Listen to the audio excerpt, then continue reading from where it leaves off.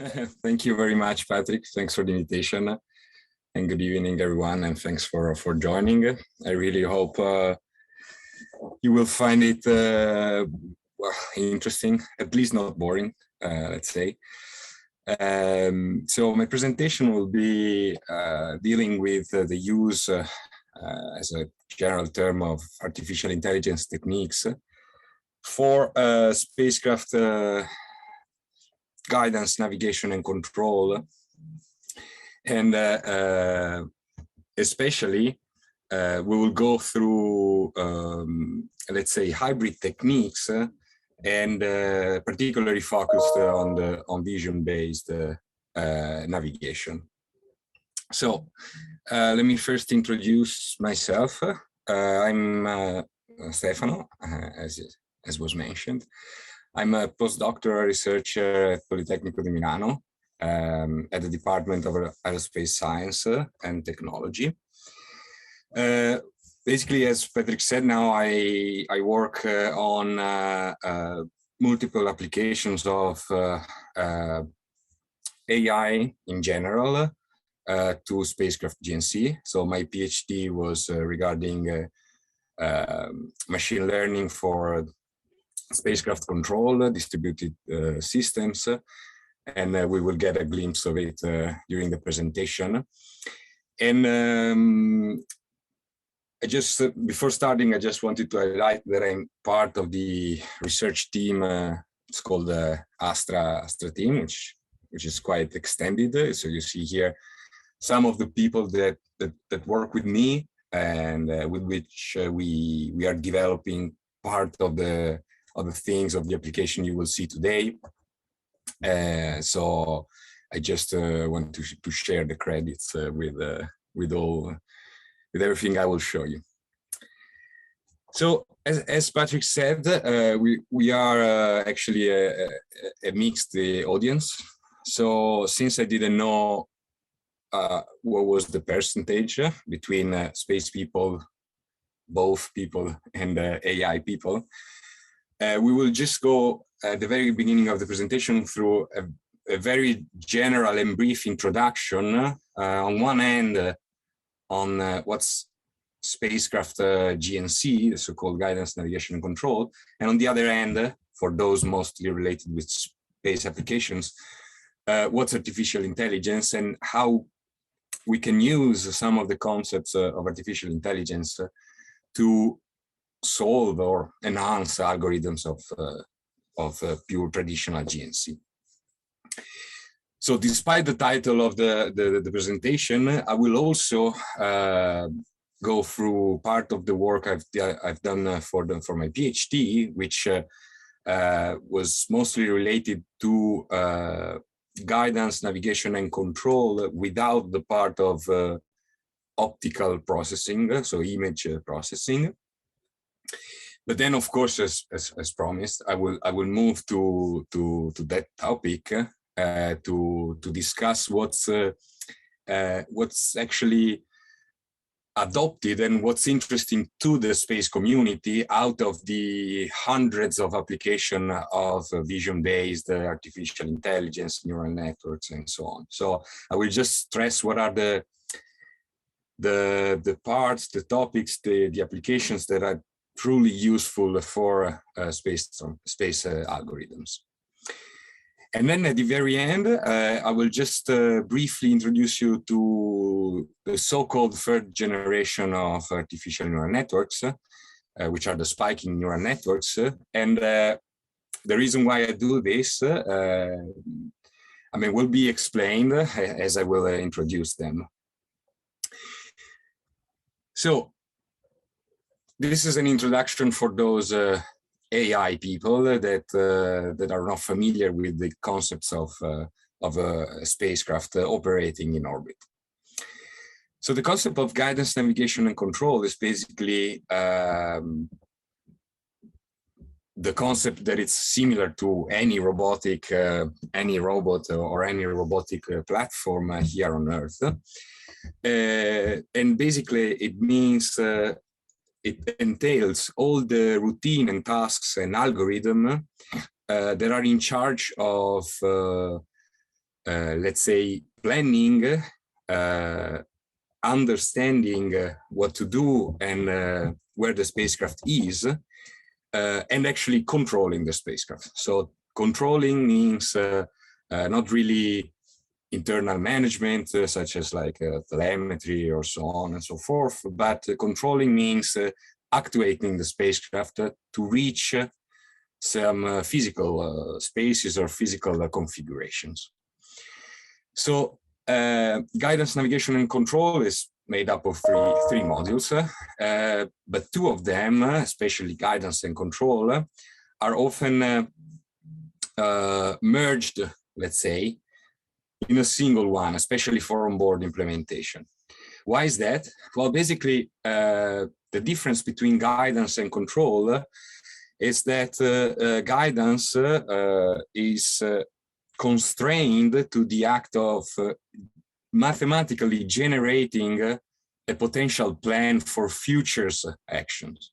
Okay, it doesn't involve any true actions on the spacecraft, but it's just the derivation of the future plan. The control, on the other hand, is actually all the routines that translate these instructions and these plans into true actuation. So in rough words, generally speaking, is what translates the plans to real commands sent to all the actuators that can be the thrusters, the propulsion unit, or the reaction wheel to control the attitude. Okay. So in general, the algorithms of guidance, navigation, and control are the only part under our control, so that we can design when we plan a mission. So starting from the objectives, we then send a certain spacecraft into an orbit, and of course the environment is not under our control. So the dynamics of the spacecraft, what the spacecraft will do, is not under our control. So we do have a certain layer of algorithms called GNC that starts from sensing the environment and ends with outputting an actuation, which is the so-called guidance, navigation, and control. So it interacts with the environment by sensing meaning measuring something out of the environment. It could be the magnetic field, could be images, it could be stars, locations of stars, and actuations, as I said before. So for what concerns the navigation part, so beside the guidance and control, for what concerns the navigation part, which is one of the core topics of this of today's lecture presentation, is the navigation has the task of solving the question, where is the spacecraft? And so imagine you're going through your cities and you're walking, and every time you perceive something from the environment and you understand where you are. So the same things are performed by navigation on board the spacecraft. The spacecraft needs some kind of perceiving capability to sense, to measure something out of the environment and understand what's its position and where it is with respect to some reference frame, okay? So generally speaking, navigation is divided into two concepts, which is most of the time divided into absolute and relative navigation. The difference is, for absolute navigation, we want to determine our position into, let's say, a well-established universal reference frame that others can share. So talking about you wandering and walking around the city, your absolute navigation is what the GPS tells you. No, it tells you that you are at a certain latitude, at a certain longitude, so everyone could relate to this kind of information and can understand exactly where you are in the globe. Relative navigation is something slightly different, and you can think of relative navigation as like parking a car. Okay, so you're basically sensing the surrounding environment to understand your relative position with respect to some kind of reference frame, which is instantaneous, can be shifted, can be moved, but it's useful for the task you're actually doing at that time. So one of the typical examples, two of the typical examples of these is you navigate your spacecraft using GPS to understand where on Earth is the satellite flying over. You use relative navigation on the other end when, for instance, you land. Okay, you need to land at a certain point, you target, the Apollo targets the landing site, and it navigates relatively to that part, to that target. So how can you perform absolute and relative navigation? Well, there are hundreds of strategies, maybe not hundreds, but there are a lot of strategies. And what we are interested in today's presentation is how can we use images to perform these kind of tasks. So for what concerns absolute navigation, it goes by itself that to understand where I am with respect to a certain universal reference frame, I need some landmark, some buildings, something that I can recognize whose position is known. Okay, so think about you need to land on the moon, and you want to understand exactly which latitude and longitude of the moon you are at that time. When you fly and you take images, you basically see the same fractal terrain with all the craters, and out of the image, you can't really relate and understand where you are with respect to the entire moon. Okay, what you need to know is that the craters you are seeing are a certain craters, which is already mapped, and humans know where that crater is. I make the example: if we would land near the Apollo site, the target Apollo site where they landed actually could become one of those landmarks, one of those features on the moon that we know the position of.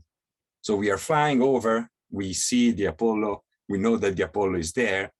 So depending on how far we are, so how we see it on the image, then we can understand where we are. Besides this, of course, to do absolute navigation, you can use, again, a lot of methods. You can navigate spacecraft from the Earth, so by simply using ranging or Doppler effect to track a satellite. So you know the position of the tracking site on Earth, then you measure the time of flight of your signal to be received and then sent back, so you can establish the position of your spacecraft. Similar systems, slightly more complex, but that work with the same idea as the Delta Door, which is actually the state of the art for now interplanetary missions, so mission around the solar system. Then, of course, if you are orbiting the Earth, what we can use all the infrastructure of GNSS. So basically GPS, Galileo, GLONASS, and so all those constellations in which there is a user, in this kind of activity, the user is the spacecraft, but it works exactly the same, that has a receiver, a GNSS receiver. So it basically knows its position with a certain accuracy, because it just transmits and receives actually beacons from all the constellation of GPS. Then we have some other, let's say, more innovative concepts that use some reference space objects, such as pulsar, to navigate. This is basically what they used to do, sailors, now that they were looking at the stars and understanding where they were going. Exactly the same is with navigating with using pulsar. Then this was for the absolute navigation. Then we will see that it's crucial, and actually mostly of the innovative missions largely depend, and they struggle to develop a highly capable system for navigating in relative scenarios. So relative scenarios, as I mentioned before, could be when you land, so when you are approaching a certain target point, or for instance, when you are approaching another spacecraft. So think about when you see astronauts rendezvousing and docking with the International Space Station, then they are doing relative navigation. So not to be very long and out of the context, you can use multiple methods, of course, which is mostly based on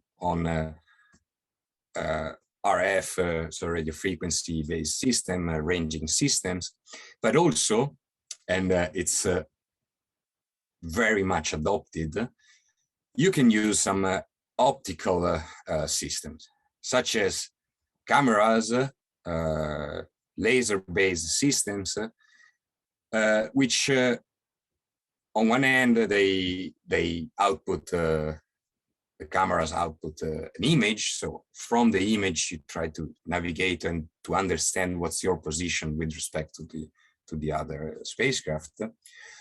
Or they can be even more complex, in which not only the position, but you can actually create and derive a map, an artificial map of 3D points out of the image you are acquiring. Okay, so just to tell you where all the work that I will show you just collocates in what's in the so-called navigation GNC domain for spacecraft. Okay. So of course, the kind of sensors and the kind of precision you need depends a lot on the type of relative operation you are doing. So here I reported a table that we would actually need quite a few minutes to explain in general. But you can think of categorizing the relative scenarios, so the need for relative navigation, into 4 different classes that are actually dependent on the nature of the target you are approaching. So for instance, you can develop a whole mission in which 2 spacecraft need to interact, and they need to rendezvous, and they need to dock. So you think of it beforehand, and you actually create the spacecraft capable of doing such operations.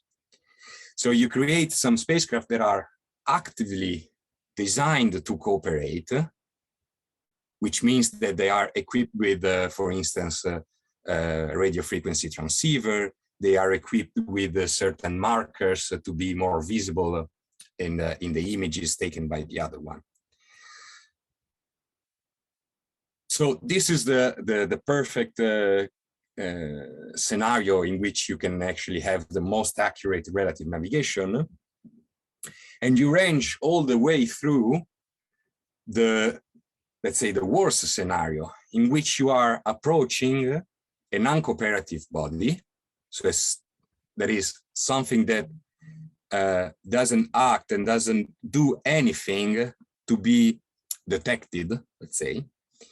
And also it's unknown. So you don't know its shape until you get there. So the clear example is when you approach a very far asteroid or a very far celestial body, small body, that you actually don't know how it is, the shape, the gravitational pull. So you approach it and you do not expect, of course, that asteroids make any active action to let you detect it easily. And of course, you don't know the precise shape. So also within navigation, this is just to say that also within navigation, there's a lot of differences and a lot of complexities that adds up. And just to close this during introduction, the space environment, although they typically use spacecraft typically use algorithms and computational resources that are ridiculous for Earth robotic, let's say, because they are they have onboard computers which are incredibly slower, maybe even more energy hungry, but also they implement algorithms that on one hand they might be not at the very cutting edge frontier of the algorithms, but they do need a level of autonomy and robustness that is actually hardly found, let's say, on Earth applications. So we will see some of these in the later slides. But what do you do with images when you are proceeding with relative navigation? Well, you do a lot of stuff depending on the application you're using. The core idea is that we use images to extract information, but the way we extract them, the way we process them, the information we want out of a certain image truly depends so much on the application you want to do. So for instance, on the left, you see a spacecraft approaching a small body or a satellite, a natural satellite. And the only thing you want to do is to segment the image and understand the projection of this sphere on your image. So you want to draw the circumference. On the upper right, you see another application in which you want to extract some features from different images and track them between different frames. On the bottom, what you see is basically a wireframe, so a 3D reconstruction of the body of a spacecraft. It's like a mesh, and you see only corners that are highlighted. And basically what you want to do in this kind of application is you take the picture of the satellite, you want to extract these features, and then you want to make the correspondence to the 3D model that you know with the features that you were actually seeing on the image. We will go through these examples, but it was just to understand where we collocate when we say vision-based navigation. Especially in space navigation, well, I'm not much informed in ground robotics. For certainly they use it, but let's say that the origin of one of the most famous navigation filters is from space. So I was saying, in space, we typically, we never use the rough information coming from the sensors, which can be either star sensors, GPS, or GNSS, or images. We don't use them immediately to understand what the spacecraft is, but we use a navigation filter. So what's a navigation filter? Basically, the navigation filter is an algorithm which fuses information from the sensors to the analytical information we have of the environment. So let's say, I mean, explaining the navigation filter would require a lot of time, but the core idea is that on one end, we have measurements that may be corrupted, so they have intrinsic errors. On the other end, we do have a certain mathematical description that tells us how the system evolves. Given a certain set of initial conditions, so the spacecraft is at this position at this instant in time, we have a mathematical expressions on how we expect, where we expect the spacecraft to be at a certain time. So of course, this mathematical representation is has some flaws, has something which is not purely adherent to reality. So on one end, we have corrupted measurements affected by errors. On the other hand, we have partial mathematical representation, analytical representation. Well, the navigation filters does a merge of these information to deliver the best estimate we can obtain, which is weighted between the sensors and the mathematical expression that we expect. Okay. Why I introduced this? Because a part of the presentation will deal actually with artificial neural networks and AI techniques to enhance the navigation filters. Okay.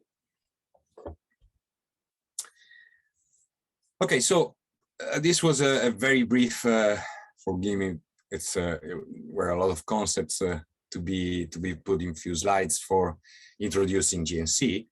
And now I will just go through a very brief introduction, well, not of artificial intelligence, of course, you know way more than me, probably, but I want to introduce the concepts that will be used later when I will go through the applications and the algorithms developed for space genes. I just do a remark here.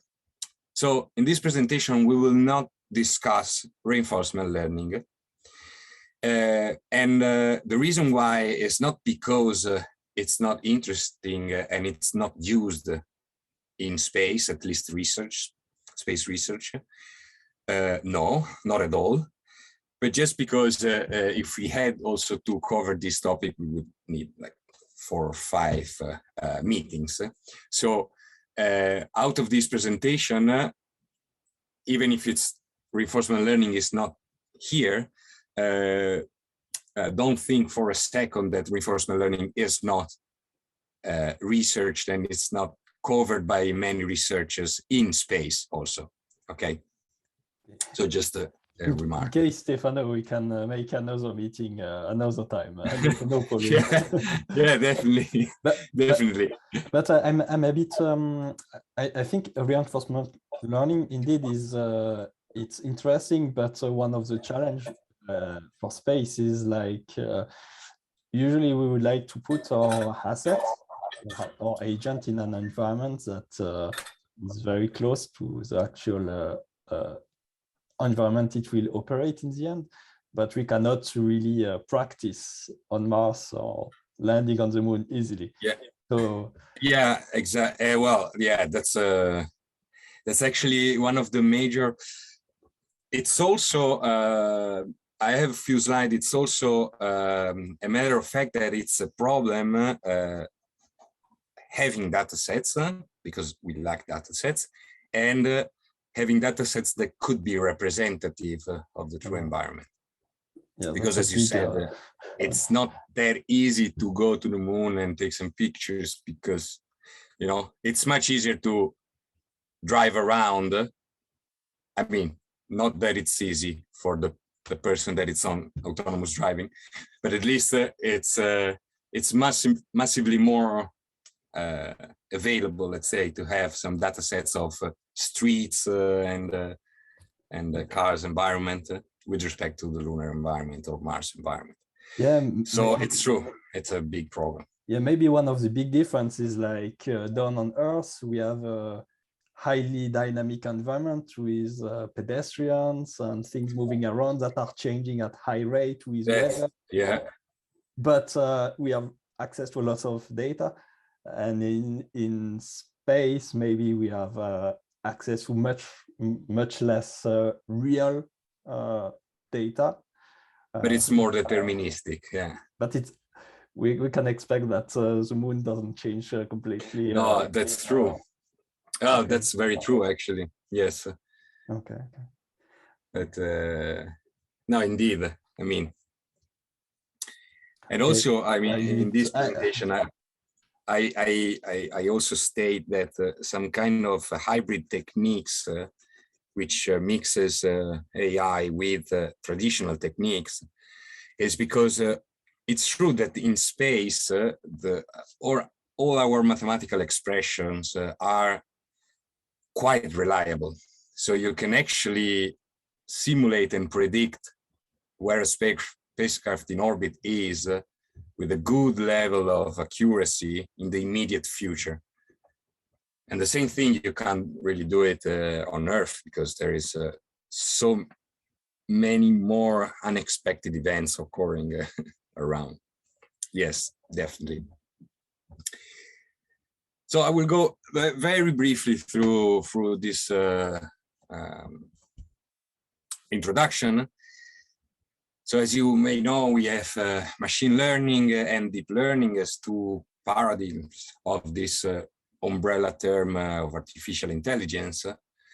For those in space, the difference is that basically machine learning learns how to translate input to output following a certain task that was actually designed and given by humans, let's say.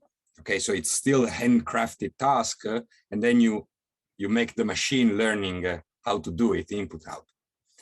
In deep learning, you actually let the machine understanding what's the best way to perform a task, well, best way in machine sense. So you just control the learning process by telling, hey, this is the input, hey, this is the output. I don't know what's the best thing you can see to understand how to map input to output, so sort it out yourself. And this, let's say, introduction of deep learning actually was a breakthrough, because you make the machine generate a certain internal set of representation of the world, which helps himself on performing the task. Okay. So how can we use this? Well, as said, AI is an umbrella term. There are a lot of methods falling into this term, and a lot of methods falling into the terms machine learning and deep learning.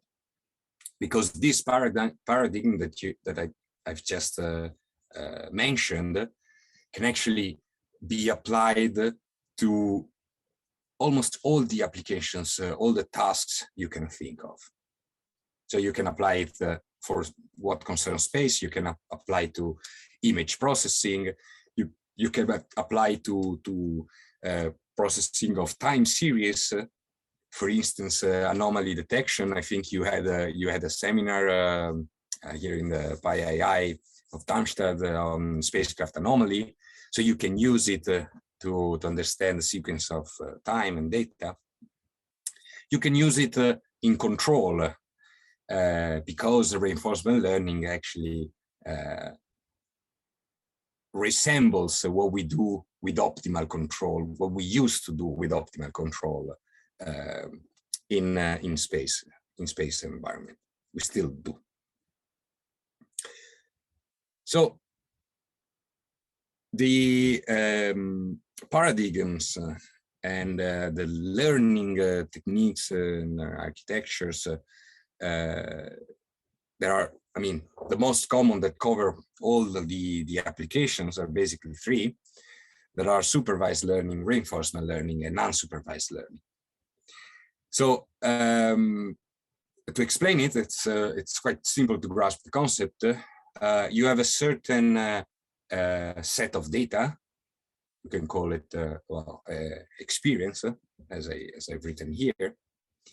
And whenever you have a certain task in which you feed your system with some input, and you know what the outputs needs to be, then you can train your network with supervised learning.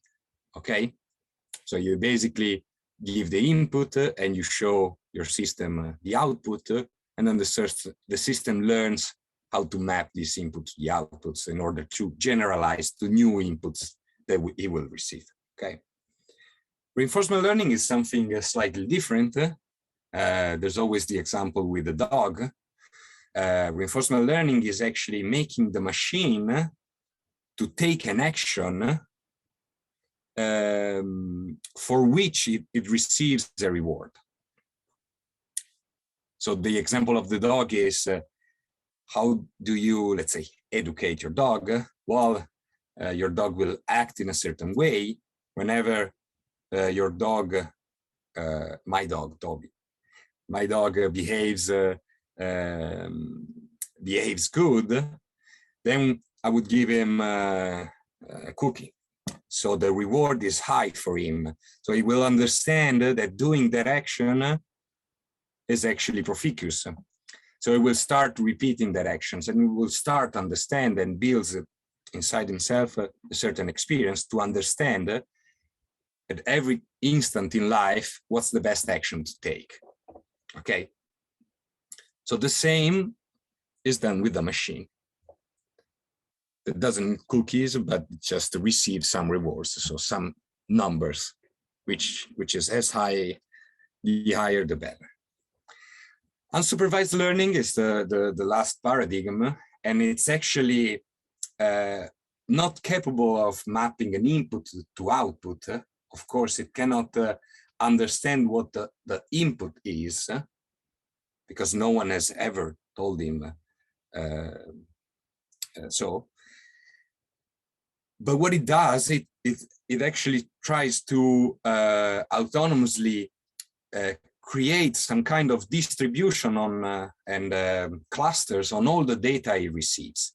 It tries to find similarities on the data he is presented to. Okay. Unsupervised learning is actually in space GNC is actually the least used method for spacecraft GNC, but I mean, never say never. Okay, so most of the time, artificial neural networks have this kind of black box concept, or maybe it's confused with artificial intelligence, with the deep learning, let's say. So artificial intelligence is an umbrella term.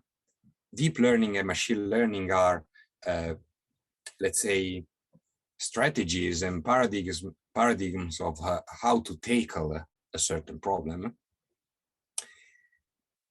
Artificial neural networks are tools, are mathematical tools in the end. They can represent the models with which a deep learning algorithm is developed, okay? But they are actually a tool. Why they are a tool? Because in the end, artificial neural networks are a sequence of mathematical operations. So you have a lot of neurons, so-called neurons, so units, calculation units, that are connected with each other. And these, let's say, this enormous number of connections between these enormous number of neurons can represent some very complex behavior, very complex relationship between input and output. But in the end, what you have is basically you have a unit that does some calculation, which is connected by a set of numbers that are called weights, which are multiplied for each of the input. So you take an input, you multiply by the weights, it does some calculation, and it just delivers an output, okay? So in the end, you map input to output with a neural network. And there are hundreds, really hundreds of neural networks. Every researcher that develops a neural network most probably will name it. But the classification that needs to be, let's say, remembered probably is just the difference between feed-forward and recurrent network. So with feed-forward network, something like this, as we have seen, information flows from the left, from the input side, to the right, at the output side. Recurrent network, instead, let me see if I have a graph. Yeah, let's see the second one, for instance. Recurrent network has some input here on the left, one called exogenous input, that does the normal flow of a feed-forward network. But then the output of this network is feedback, so it's recorded into the input. So every time step, the network processes new inputs and an historical time series coming from the past. Okay, so this is very important, and we will see why. For whenever we are dealing with sequences of positions and velocities. And because inherently the mathematical description of an orbital, a spacecraft in orbit, is a sequence of correlated states correlated by the dynamics, the so-called dynamics, so the mathematical description of the motion. So here I've reported some of the networks we will see today, but again, there are a lot. And every time you have an application, you may be spending quite some time to understand which could be the best network architecture that you want to use. So you have radial basis function neural networks, some weird name, a nonlinear autoregressive exogenous neural network. But in the end, my suggestion is the only difference here, beside all the weird exotic names, is that the first one is a feed-forward network, the others are recurrent neural networks. Okay. Then maybe a third distinction, which is actually not really a distinction because it can be either a feed-forward or a recurrent neural network, but it's typically mentioned as a third distinct classification, is the convolutional neural network. So I would have liked to go through the working principle of these networks, but what you need to remember, for those not in AI, is that convolutional neural networks are really the quintessential architecture to deal with images. Why convolutional neural networks? Well, because the way it processes the input uses an operation which is called convolution, which comes from the theory of statistical signal processing. And convolution, you basically need to think of it as sliding some kind of filter, some kind of screening through your image, so through your input, using a smaller filter, a smaller, let's say, collector of information, so that you don't process the whole input at once, but you actually somehow scan your input to be more efficient with such a large input data. Stefano? Yeah. Leon is asking if you would be able to share the slides after the presentation, or if you can. I think so. Yes. Yeah.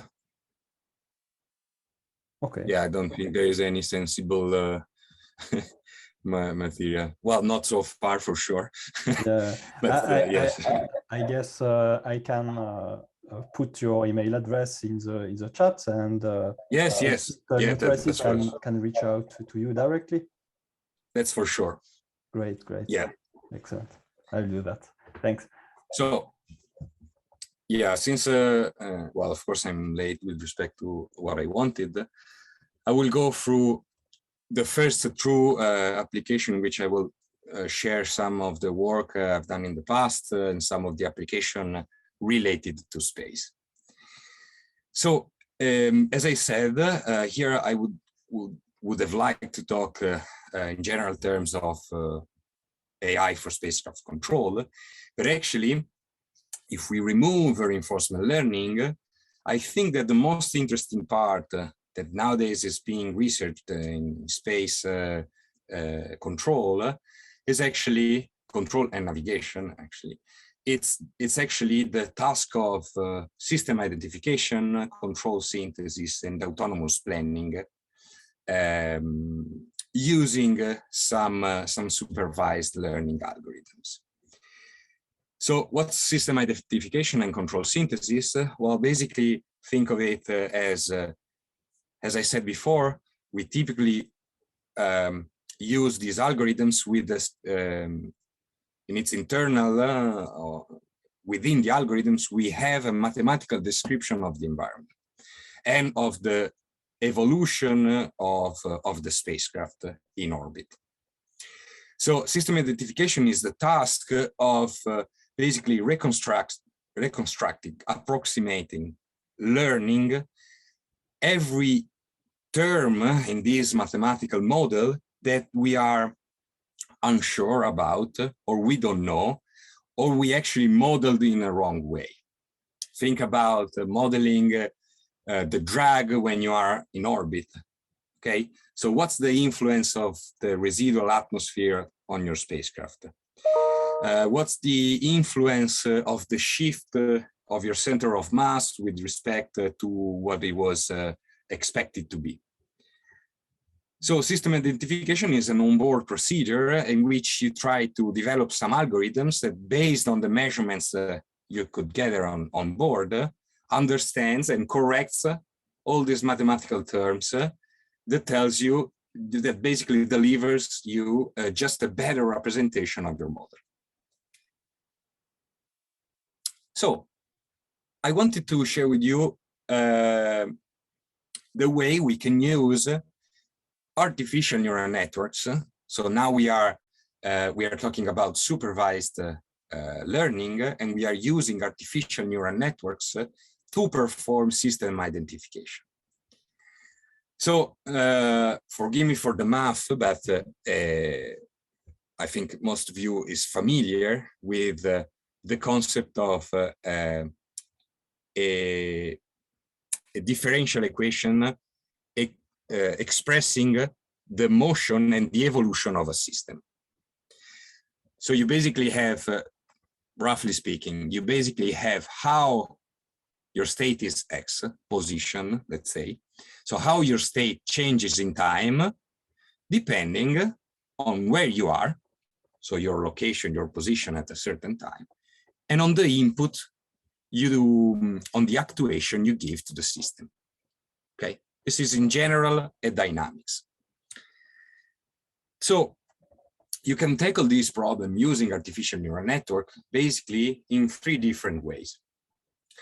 So on one end, you have, let's say, an end-to-end approach. What you say is that, okay, probably I don't know much about the dynamics and the environment I will fly in, okay? So I want to encapsulate all the knowledge into a neural network. So you see here that the evolution of the state is basically only dependent, on the left, only dependent on the output of a neural network. The second method, I will just go through. The second method is, okay, but let's say, as we were saying with Patrick, in space, we do have a deterministic behavior. So we are quite sure that we have high fidelity models that tells us, okay, I'm pretty sure that if I put a satellite in orbit at 550 kilometers, and then I observe it after 10 minutes, let's say, we are pretty sure, we are quite accurate on the position that that spacecraft will be in after 10 minutes. So the second method is we don't want to lose this knowledge. So let's leave the neural network to reconstruct and to learn only the part that we really don't know. So let's say that we arrive to the moon. We do have an expression for the free body problem, but actually the universe is not a free, the cislunar space is not a free body problem, but probably a 4-body problem because the sun has some influence. So the rationale is, okay, but I do have a representation up to a free body problem. So up to a certain level of complexity, I know the mathematical terms and I leave it there. So the A times X, for instance, and then I leave the neural networks to understand and learn all the rest, everything that I'm not able to model, okay? The third method is actually slightly different. So in the third method, which is actually the pure system identification, what the user says is, okay, I know perfectly that the dynamics is this one. It has these terms on the right and these terms on the left, the mathematical form. What I'm uncertain is just on a set of parameters. So I know the accelerations and I know the dependence of these acceleration from given parameters, which could be the mass, the inertia, the cross sections. Okay, I know the dependence. But what I don't know is actually what's the mass, what's the cross section. Okay, so I leave the artificial neural networks to understand, assert, and learn a certain set of parameters. Okay, so briefly speaking, the first it's the most immediate it's the most immediate concept to grasp. You basically have a certain network. So you have a neural network. Here you see it's just a recurrent neural network. Why? Because it resembles the shape of a mathematical description of a system. Because you have an input your control actuation, and you have some kind of recurrent state, which is actually the temporal behavior of all the position of your system. So what you do, you apply supervised learning and you encapsulate a certain dynamics in your artificial neural network. So your dynamics, your mathematical representation of the model will just be a neural network, okay? What you can do here is that you basically don't know beforehand the environment you will be flying. So you pre-train your network on the model you know, and then you simulate that the spacecraft would be able to fly and to incrementally learn and refine its representation of the environment. The second method I told you is, okay, let's leave all the disturbance term, acceleration terms, to a certain neural networks. Well, to do so, you need to couple the neural network with a so-called observer. An observer is, again, an algorithm that basically resembles the mathematical description of your system and helps you in, let's say, getting a feeling on how much the mathematical representation was reliable and can be accurate in describing your system. Here I just show you one of the applications we did, but with a particular observer, which is called extending Kalman filter. So what you do, you basically refine your dynamical system, the mathematical representation, with a certain neural network. Here it was used a radial-based basis function neural network. And you develop, this is one of the few cases in which you do not use backpropagation to train your network. So you develop an online update rule that, based on the discrepancies between what you observe and what is predicted by your Kalman filter, your observer, you basically adapt the neural network and make it learn the best representation of the environment. So here you see just some results in which you make the network understanding what's the perturbation in a certain environment. So could we say that it's like trying to model the errors? It's trying to model the discrepancy between the real world and your dynamical model. Okay. So it's trying to model all the spurious and disturbance acceleration you do not have in your equations. Okay. So let's say that you don't know what's the drag, for instance. That's the most common. You don't know what's the drag. So instead of putting some kind of modeling of your drag based on your ballistic coefficients and stuff like that, you let the network just wrapping up and say, okay, this is the acceleration that you haven't modeled so far. Okay. So let's say this is the rationale. The third case is the pure system identification, as we mentioned. So you use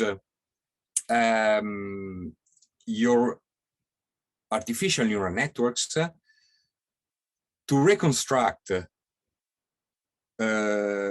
parameters of which you know the influence of on the dynamics. So you know, for instance, with the example of the drag, you know that the drag is proportional to the square of your velocity times the drag coefficient, blah, blah, blah, 1/2.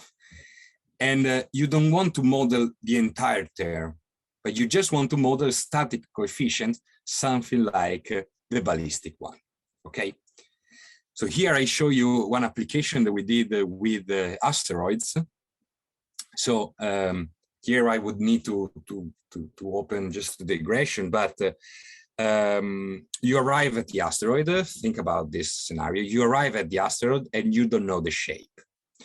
But the shape is highly influential because it determines the gravitational pull that you actually feel when you fly around your asteroid. Okay, so if you do not know the shape of the asteroid, it's hard for your controller, for your guidance, for your navigation to deliver accurate results. What do you do now? Well, you basically arrive, you do some measurements, you send back to Earth. Earth just does some statistical processes and then reconstructs the shape and tells you, okay, this is the shape, so this is the gravitational pull you should be expecting. Here, we try to use a recurrent neural network to perform this task on board. So you see, here is an animation that we did. So the small digression. The shape of an asteroid, you can think that there is a mathematical representation, so a certain polynomial, so a certain of different terms multiplied by some coefficients that actually expresses the shape of an asteroid. This is called the spherical harmonic expansion. And for what concerns our presentation, the core idea is that we have a set of parameters, and if we know them, we know the shape of the asteroid. So here in the video, you see a simulation, of course, of a fly around Castalia asteroid, if I recall well, in which on the right, you see that let's say the gravitational pull, expected gravitational pull is adapted depending on the location of the spacecraft. So you see azimuth and elevation. So depending on where the spacecraft is with respect to the asteroid. And on the bottom right, you see the internal recurrent neural network that approximates what these coefficients that I've talked to you about are approximated on board. So this was a nice activity. So for this, I will go very fast, or probably I'll skip it just because I want to go into the vision-based part. So you have all these terms that you reconstructed with the artificial neural network. Well, the idea is that you can use these terms, so the output of the neural networks, in the control synthesis. What it means, the control synthesis is for a model-based controller, so a controller which is derived taking advantage of the mathematical representation of your system. Whenever you have a mathematical representation of your system, which relies on an approximation of a certain neural network, then you can use this representation of the neural network inside your controller, so that you derive a model-based controller which is adapted with the recurrent neural network, with the neural networks in general. Okay. So if you agree, I will just, well, in case then you find the slides, but I will just skip this part and go to the navigation part. I'm sorry for that, but I went, of course, very long. No worries, Stefano. I've also shared the citation to your papers in the chat so that people can. Okay, well, that's great. I mean, I'm more than available to talk and discuss with whoever is interested. So if you find something on the slides that I haven't presented, just feel free. And if we run a bit out of time, don't stress out. We can plan a round 2 for this meeting. Okay. You want to come back? That's nice. That's nice. No, no, it's no, also to have some question and some question and answer. But I mean, I think I managed to. So beside the control, we have seen at the very beginning, one of the core of this presentation is what can we use of AI to solve optical navigation. So recall, we do optical navigation because we want to understand our location with respect to a certain reference frame using images. Okay. So far in the research, let's say in space research, I mean, AI and convolutional neural network mostly have been used for mainly 3 tasks. One is target detection, which means detecting a certain spacecraft, an orbit, regressing some known features of the image that you've taken. Regressing mean output a certain real number. Okay, so you don't classify your image, you don't segment your image, but you actually output a certain number, which can be, we will see. And then the last part is where you can find some applications of AI and in space navigation is landing, and mostly lunar landing. So relative navigation relative to a terrain, okay, which can be the moon or whatever. So what's the state of the art at this time with AI-based optical navigation? Well, according to the literature, the most common approach is depicted more or less in this image. I've put the credits to the papers of the researchers. And basically the core idea out of this slide is that we don't have typically an end-to-end system using only AI for optical navigation. What we do have is some of the core modules of traditional algorithms are replaced by neural networks. So in general, when you approach a spacecraft, when you're navigating close to a spacecraft, you have typically three parts. The first part is an object detection network. So, oh, by the way, the names you see here, object detection networks, are just second names. You can think of all the networks here on either convolutional neural networks, as I said before, or feed-forward networks, okay? So then, as I said, names are just overwhelming, but they are nothing more than convolutional neural networks and feed-forward networks or recurrent network.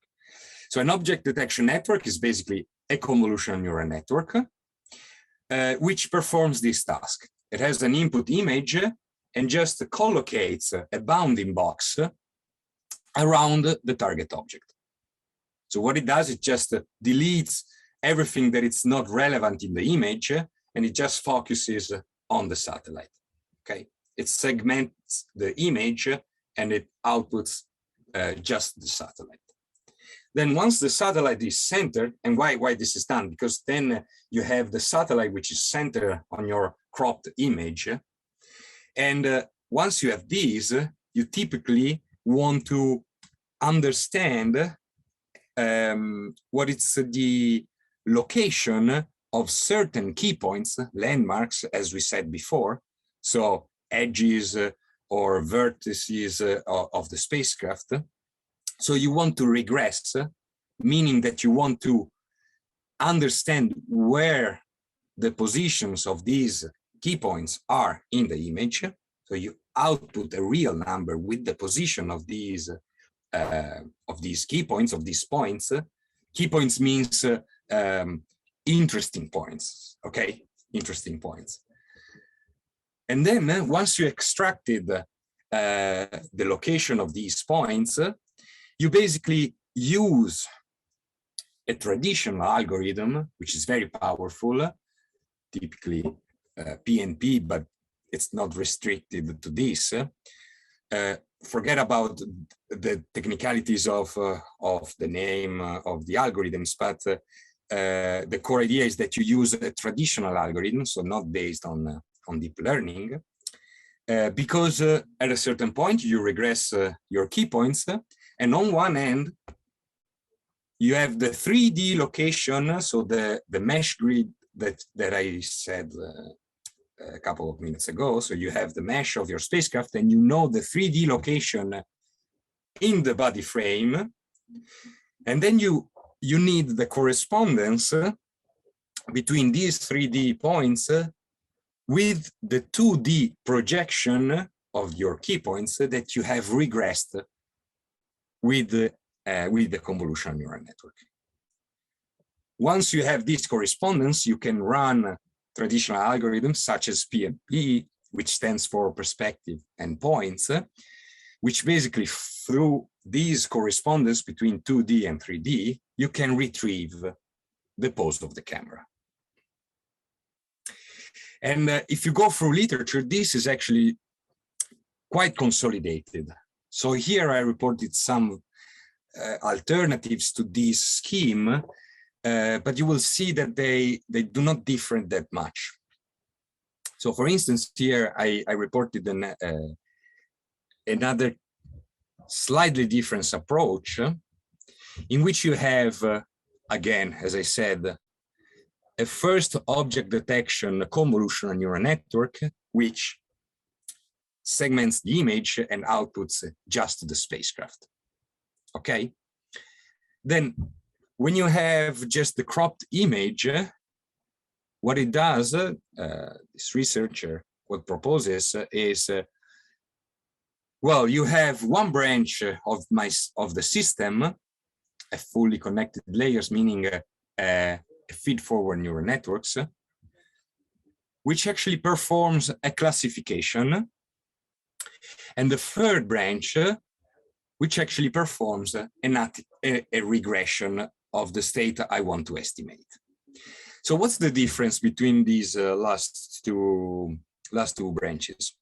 Well, to perform classification is inherently discretized.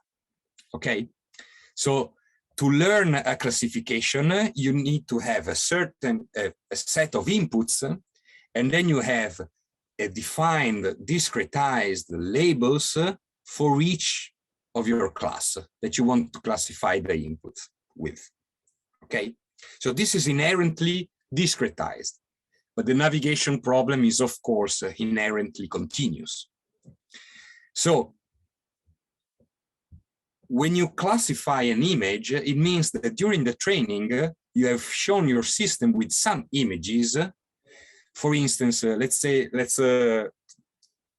think about the simplest classification problem, the simplest classification for navigation.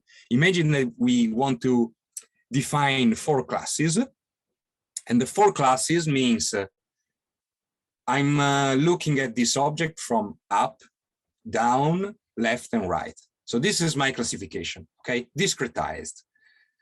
So I learn a set of images. Of course, they will be heterogeneous, but all the images that are partially from the left will be classified left. All the images from the right will be classified right, and so on and so forth.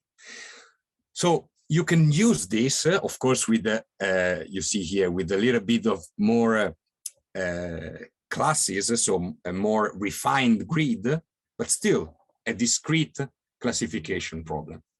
Then once you have classified more or less the orientation and the pose of your system, you can actually, the third one, you can actually perform a true regression.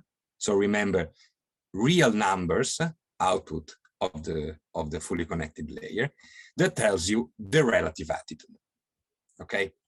The relative pose, let's say, for viewing. Last, with respect to target detection that I wanted to highlight, the last application is okay, let's not use convolutional neural networks to actually run the navigation, but let's use it as a pose initialization algorithm. And here you see, for instance, that basically, well, the structure is more or less the same, in which we have an object detector. Then the object detector just crops the image, and then we have an output which is called heat maps. So we have a 2D output, heat maps, because regions of this 2D output will be high intensity and other regions will be low intensity. So the regions with high intensity is basically the regions where in the mask we expect to see one of the key points that we were training the system on. The thing that here is done additionally is that well, okay, I can use these key points to regress and to perform some traditional algorithms, so such as like PNP and so on and so forth. But here, using these kind of heat maps, so imagine the output of the heat maps as this image, where you have a high intensity peak and then just a blurred image. Well, you can use this spread of information to estimate the confidence on how confident you are that the key point is where it was actually detected by the network. So this is very important because we haven't talked about navigation filters, but knowing the confidence level and actually the so-called covariance of your measurement, so basically an error, a distribution in which I know that my error will be, is very important for the navigation filters. Okay, so this is actually a very interesting application. The thing that I wanted to stress is that in the state of the art, you don't actually find many researchers that are pushing this limit with artificial intelligence techniques. Why? Well, because traditional algorithms in computer visions are highly performant. So the boundary between how much it is convenient to go with AI or to stick to traditional algorithms is two forces that are pushing, let's say. Okay. So here is what you would expect from, let's say, rendezvous target navigation. And for landing or for absolute navigation, what we can expect. Well, here I will have a few slides that are actually referring to one of the projects done in cooperation with Demos, AICO, Botica, and Fortis. Just to put the credit here, it's called Avionic. It's an ESA project. I will not go through the details of the project, of course, but I will just tell you a little bit of what we've done there. So this is a typical structure of an architecture of a navigation system for a landing scenario. So what you have is basically on the right, you have the navigation in which we intend the navigation filter. So this fusing methods that receives sensors and outputs the best estimate. But then we have the image processing part, which is, let's say, the natural environment where CNN and artificial intelligence models can flourish, let's say. So here you see that what we want to do is, well, yeah, it's more or less the same, is that we want to replace one part of our navigation algorithm with a CNN-based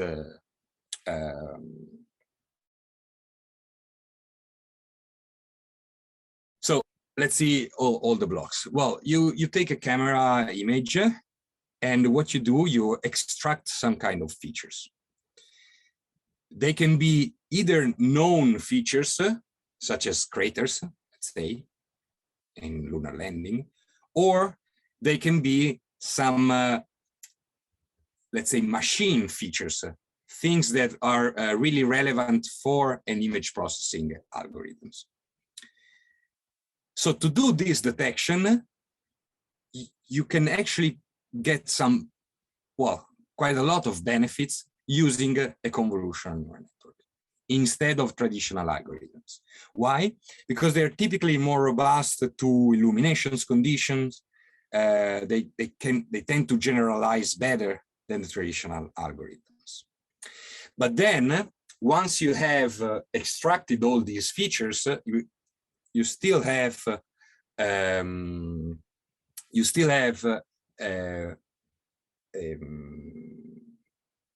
a set of traditional algorithms that are performing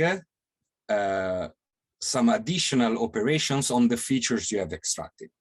For instance, in relative navigation, whenever you perform the so-called frame-to-frame motion estimation, in which you use a pair of images and the correspondence between the two, you are just, let's say, detecting the same features in the first image and in the second image.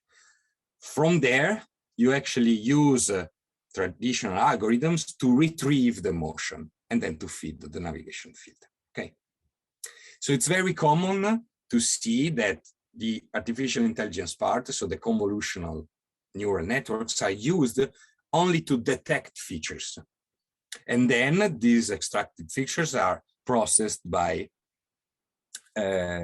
traditional algorithms. So here you see, for instance, what you can do in the part of detecting the craters. So on the upper part, you see a certain convolutional neural network, which is called UNet, but I mean, the names are not very important. The important part is that it's you see there's an encoding decoding structure, but you input an image, and the important thing is that it outputs an image.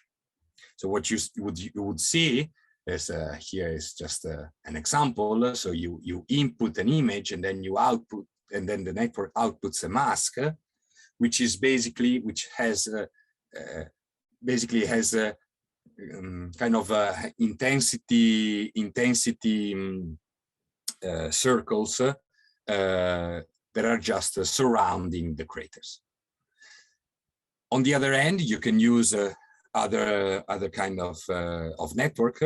For instance, some object detection network. For instance, MobileNet single shot detector, in which what you get out of the network is basically a set of bounding boxes, each for a certain class. Well, here we are training the network with just one class to recognize the craters, but you can put craters and rocks, for instance. I don't know. So it outputs a set of bounding boxes, and then you can use these bounding boxes to understand where the crater is, and then use it in your navigation. So Stefano, actually the part where you extract features, that's a first supervised learning problem, and then yes, you use the results to move on to for the hybrid approach, right? Yes. Okay. Exactly.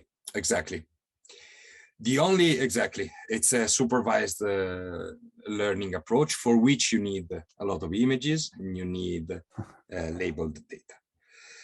One very interesting alternative that I want to mention, that it's growing, I've seen something in Earth robotics, but not really anything in space, is, as Patrick was mentioning, what if we replace this part of traditional algorithms? So whenever we get the set of craters output, then we replace the traditional algorithms with another artificial neural network, or in general, another AI model. Well, what you get, I don't know why it's skipping.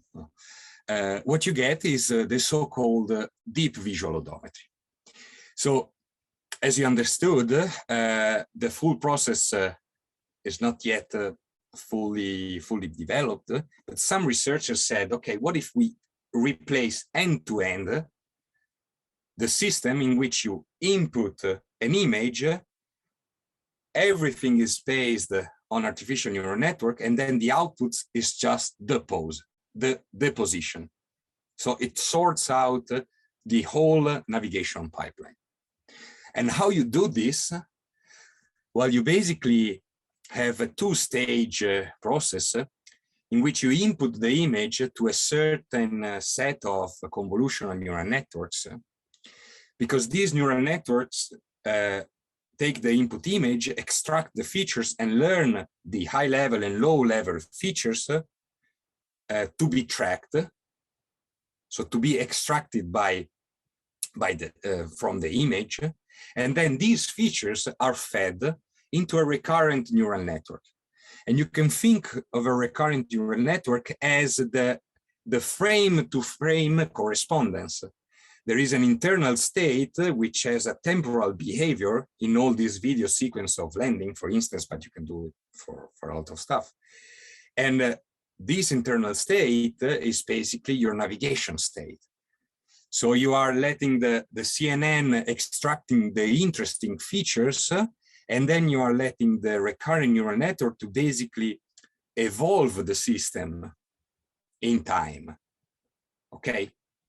So from the features detected by the CNN in each of the frame, the recurrent neural network estimates a given state. So it works out the navigation task. Why it's hard and why there is not much research? Well, it's really hard to train an end-to-end system like that has a convolutional neural network and also recurrent neural networks. Recurrent neural networks are hard to be trained on themselves. CNN coupled with these recurrent neural networks that need to be trained, at least at a certain part, need to be trained in an end-to-end fashion. It's quite hard. But the concept is very promising and actually very, very interesting. Is that used like on Earth systems mostly so far? So far, as far as I know, it was used at the research level. Okay. For instance, I reported here DeepVO used and trained in those published available data sets like Kitty and stuff like that. And seems like a paradox. There are some reinforcement learning techniques. They use more or less a similar structure, but they are trained with reinforcement learning. So the output is actually a control action for a certain task. And according to literature, let's say it's not easier to train those systems, but they get better results, let's say. They can actually work out the task. For navigation, so outputting a pose, an accurate pose, seems to be a little bit more difficult. But I mean, try to work. We have a lot. It's research. No, exactly. So yeah, well, this was just very briefly to understand that we need a set of techniques and strategies to perform some validation of the images you are using. So you can create synthetic images, but you need to be sure that they are realistic, they are relevant. So what you do, you basically come up with different ideas on how to quantitatively assess whether an image can be used or not to train an algorithm. But this, I just wanted to point out that this is a challenge. So I had few slides on the last topic, but I don't know if we're already running. Very sorry for the time. Do you want me to finish very quickly? Just as you wish. I think I'm fine to stay.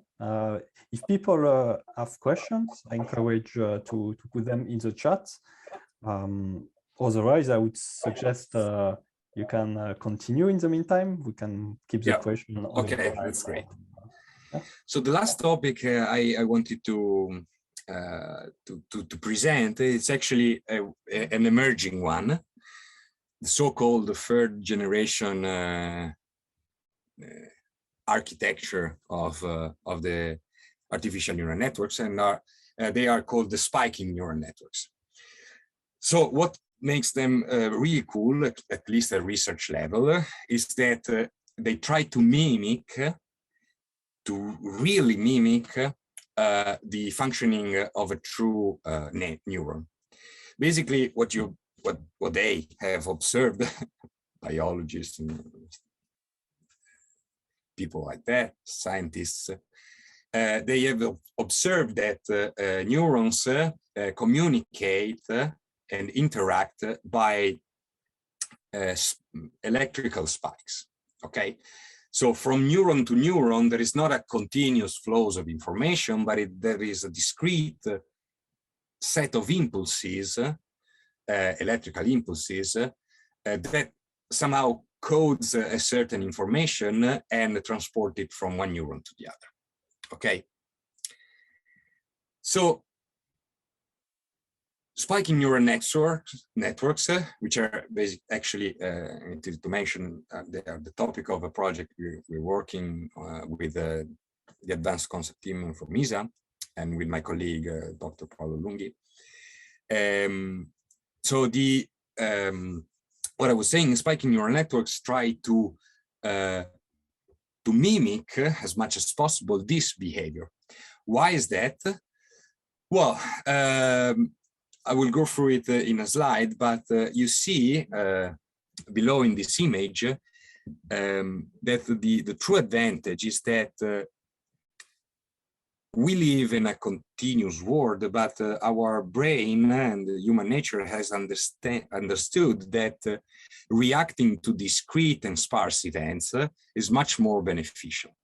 So you see here, for instance, you see a car driving, and then you have on the background the wall, which stays static, generally. Your eye, our brain, is much more sensitive to the car which drives by, to something that it's moving in the scene, something which is not static, it's dynamic, it's sparse and just localized, rather than something which is static. So you see here, this is a very nice image. So you see here, you have, let's say, reactivity of your brain. It's 0 just for a static wall, but then it's 1. Well, this is just a simplification, but it's to grasp the concept. You have 1 where the car is. So you have this sparsity of your input, and that triggers something in your brain. Okay. So the idea was, okay, we have artificial neural networks, but these artificial neural networks just continuously, they are, think about of a fully connected, the outputs of one layer flows all the way to the second layer to every neuron it is connected with. Okay. So in the artificial neural network, actually, you already, traditional ones, you already have some privileged synaptic paths. So there are some parts of the neural networks which are much more excited than other parts. So in the spiking neural networks, you want to exploit this. So you want to actually privilege the synaptic paths that are active, so the connection between neurons that are actually really active, and you want to do it in a discrete manner, in a sparse manner, as much as real neurons do. So think about, you have a certain simulation, a certain artificial neural networks, and instead of having the traditional activation functions, so you have instead of the sigmoid or hyperbolic tangent and all these functions that are typical in neurons, you have a spiking neurons, which is a mathematical entity which has an inherent temporal behavior.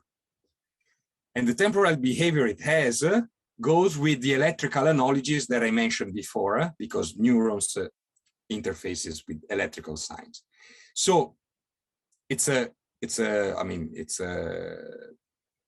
was agreed to talk about these neurons and the parameters that they are characterized with an electrical analogy. So instead of the sigmoid, you put these spiking neurons, which has inside a certain internal potential, okay, and a certain input current, okay. This input current is actually triggered by the spikes that the neuron receives, by these sparse spikes. So let's see just very quickly the images. So on the upper right, you have, let's say, the functioning of a single entity of spiking neuron. So you see, you have, it is connected in the input, it is connected with other free spiking neurons that outputs this set of spikes, okay?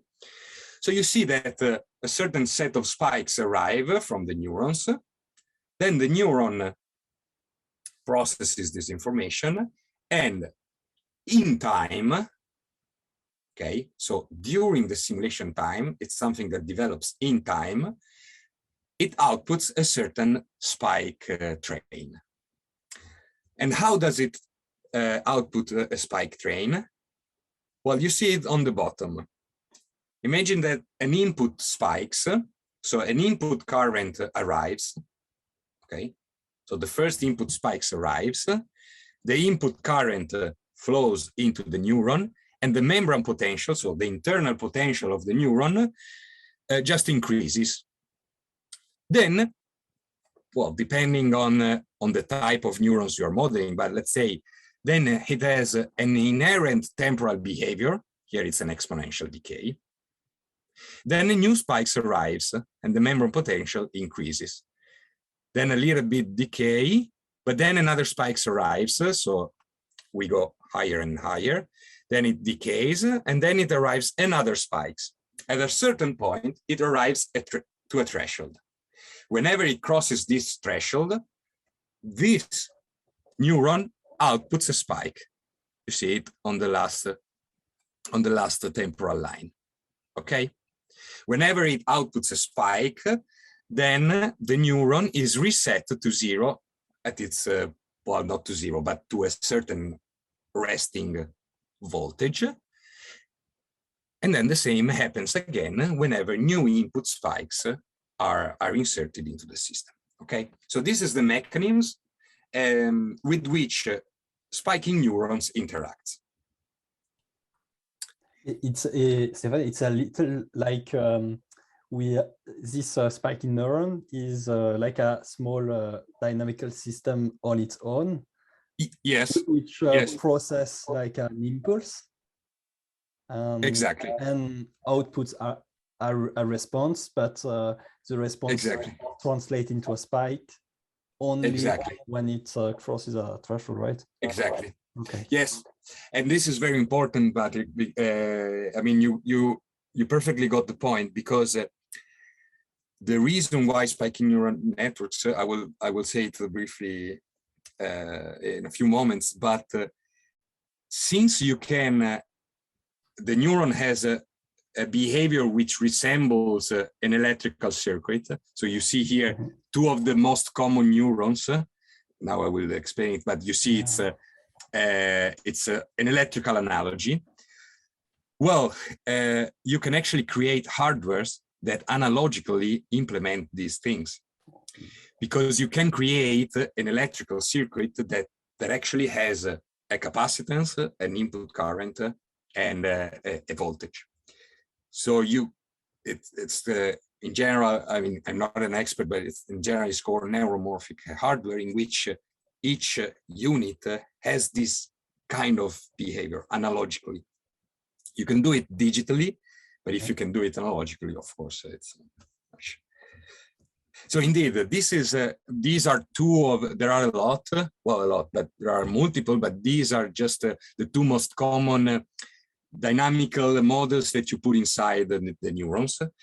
So the simplest one is actually called the integrate and fire.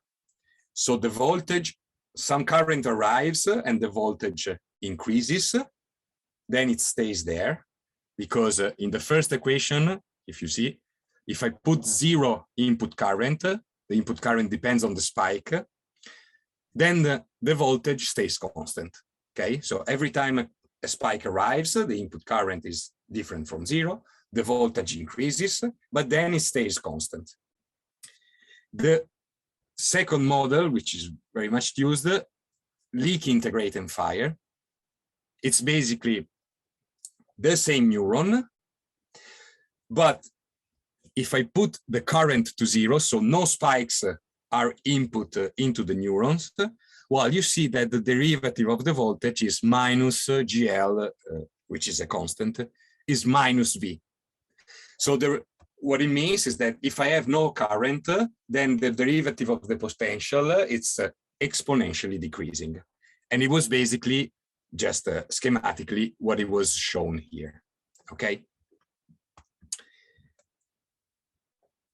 Then another very interesting part of this, it's actually a very big topic, but okay, we said that we used spikes, but the numbers we have, the inputs we have, think of an image, or think of a telemetry set of data, or a controller. That's not a sparse input. It's not 0, 0, 1, 1, 0, 0, 0. Okay, it's actually a set of an array of real numbers. Okay, so what you need to do, you basically have to translate this information into spikes. Okay, so this is called the coding schemes. How do we want information to be translated from the status in which they were, real numbers, to spikes? And here you have actually a lot of different strategies, but the most probably most interesting, and the ones that are most researched right now, are rate-coded and latency-coded inputs. What's the difference? Well, let's say that we have an input image which has a white dot in the middle. Okay, so if we want to translate every pixel of this image to a train of spike, okay, so every pixel, instead of having its RGB value, it outputs a train of spikes. How can we encode this? Well, we can do rate-coded inputs, meaning that the number of spikes of that datum is proportional to the intensity of that particular, for instance, pixel. Okay, so the more intensities this pixel has, the more spikes it outputs. Okay, so white dots, for instance, creates 10 spikes in 1 millisecond. Black dots, 0 spikes or 1 spikes in 10 milliseconds. Okay, so in this way, you have coded your information in spike strings. But then you can use also a different method. You say, okay, I don't want many spikes, but the intensity, I just code my intensity with the time a spike is output. So if I have a 10 millisecond simulation, because as I said, the spike in neural networks evolves in time, so you always have a simulation time in which the spike in neural network evolves. So if I use latency coded inputs, so I code my information with latency, or temporal coding, also known, the high intensity pixel will spike quite immediately. The low intensity input pixels will spike at the very end of the simulation. Okay, so in this way, we have coded in a different way our inputs. What are the pros and cons? Well, on one end, state of the art, the best accuracy in the state of the art of spiking neural networks for classification problems, because this is what we are talking about. They have been used so far just for classification problems. So the best accuracy were reached with rated coded inputs. So using the first method, higher the intensity, higher number of spikes. On the other hand, you can see it by yourself, latency coded inputs is great in terms of sparsity and energy efficiency, because it needs just one spike to represent the information of a pixel. So far they perform worse, but you never know. I'm very close to the end. One thing that I wanted to mention is how do you train these spikes? And why I say this? Well, because spikes, you see it here. Spikes are information flowing in the network that are not differentiable, meaning that derivative is not continuous.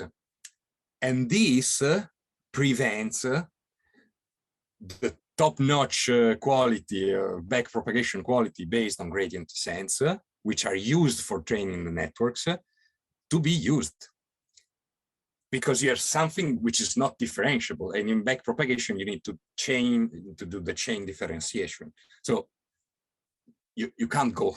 I mean, it's not straightforward how you train these networks. Well, in literature you find 3 possibilities so far. Let's say, first, the easiest, laziest. While you train your artificial neural network, then you take your sigmoid, you take your activation functions, you get rid of them, and you replace and you put a spiking neuron. So the model that I said. But the weights are still the same. The inputs weights are still the same. So you've just replaced the activation function. They have seen that it works, but not as good as it could be. Probably the most used is backpropagation using spikes with a very smart trick, which is called surrogate gradient. I just said they are not differentiable. So you see here on the right, so this spike is not differentiable. But if we assume that this is not during the training, that the spike is not a localized, let's say something like a Dirac delta, if you assume that it's something like a bell, which is spread, it's a continuous bell spread and not localized at one time instant, then we can actually derive a gradient with which we can actually perform backpropagation.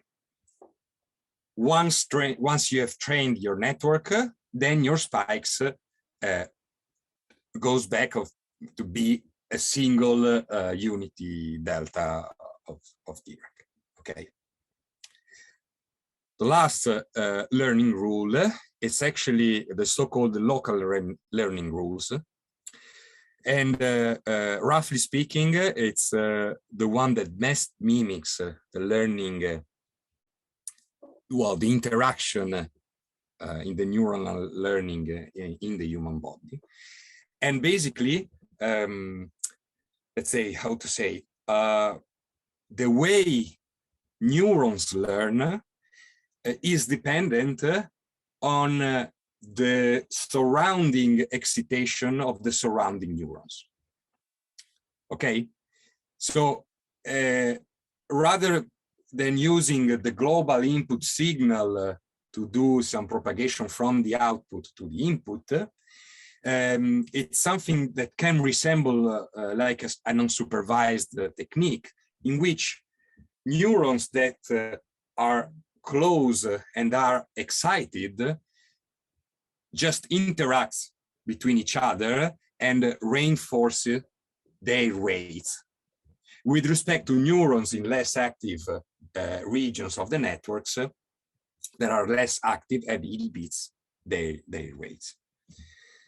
This is used as a standalone or a lot of time also to, let's say, initialize the network and then train again with some of the other two methods. So why we are interested, as I said, sparsity nature, energy efficiency, because you do less calculations, because you have much less connections between neurons. And then you can have some neuromorphic hardware in which you can deploy the network. For GNC, well, I don't know yet, because as I said, it's still at early stage, this kind of networks. But think of this. We have some event camera, so cameras that work similarly to our eyes.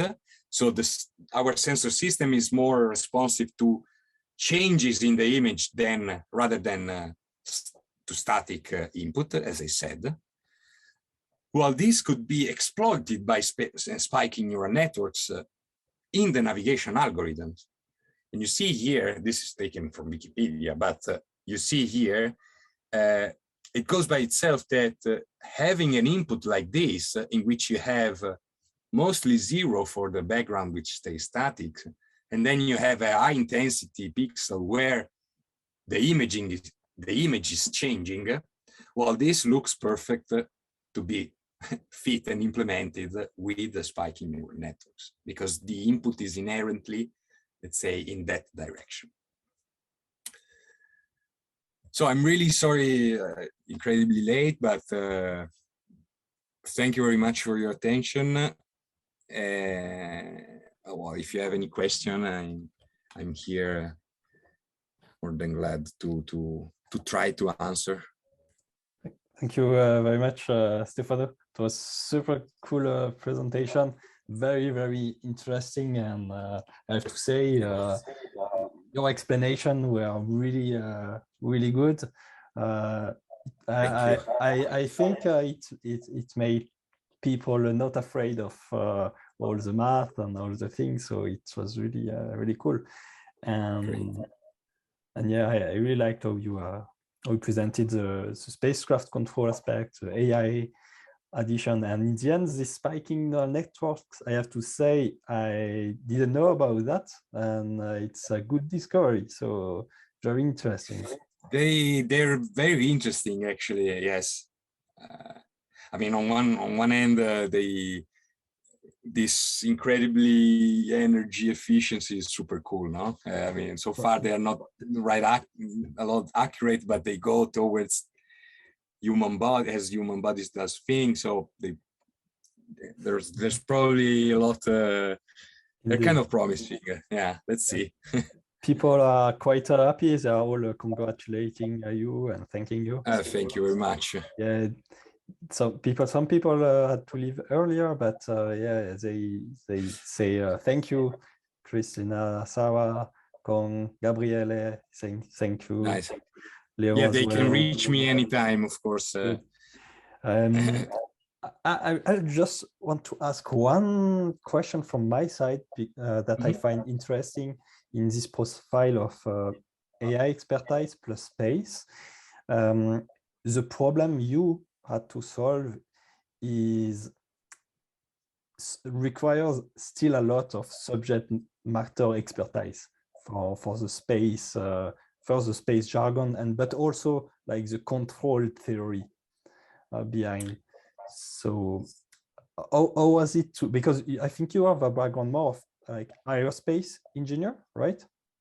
So yes. how was it to learn all the AI part? Was it hard, or was still the control theory part the hardest part? Can you share a bit your? No, I mean, this is a very interesting question. Actually, I started with AI well, before the PhD, out of curiosity. Then during the PhD, actually, it took me some time to master. No, I don't master anything, but to get rid of the idea of using AI toolboxes as black boxes. So it took me quite some time to go through the details, so mathematical derivations. But on one hand, okay, at a certain point you can use it as a tool, and if you use it only as a tool, it might be easier probably than control theory, navigation theory, and so on and so forth. On the other hand, if you need to come up with some hybrid solutions, because as you said, in space, end-to-end systems, well, for some people, they are not seen in under a good light. For some others, they lack verification routines. So algorithms, traditional algorithms, for instance, they have some strict requirements to satisfy. And some people say that you cannot prove that algorithms with AI can actually prove the same. So you need tailored verification strategies for AI that, in my opinion, in the end, we do Monte Carlo simulations for everything. So why not doing Monte Carlo simulations with AI? But well, I mean, this is just a personal perspective. No, the thing that I was telling you, if you want to go for hybrid methods, so you want to take some tools from AI and then just dive into the tool in the middle because you want to change and adapt it with the hybrid, or you want some outputs. If you want to generate this kind of algorithms, that you need to go through the mass of the networks of the of deep learning. On the other hand, I was happy and surprised that I mean, the mathematical tools are the same as you used, for instance, I mean, gradient descent optimization, typical algorithms that you use for optimizing Levenberg-Marquardt, stochastic gradient descents. Those are algorithms that you use also in optimal control, for instance. So in the end, the true essence it's not that different from the true mathematical essence. Is not that different.